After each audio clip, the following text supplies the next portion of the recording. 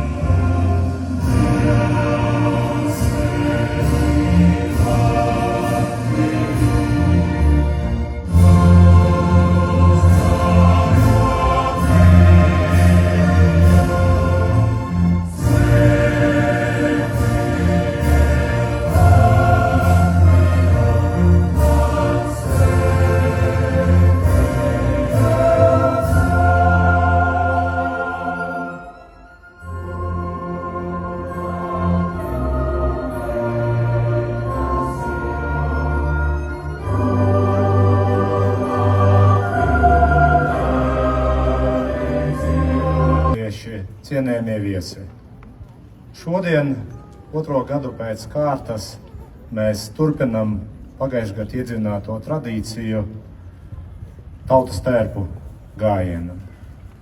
Šodien mēs svinam Latviju. Šodien mēs svinam Latvijas valsts neatkarības atjaunošanas 36. gada dienu. Apskatāmies šodien tautas tērpu gājienā, cik mēs esam dažādi. Visgarām jūras mal, lai nenāca svešā sauna šai zemē iziedu.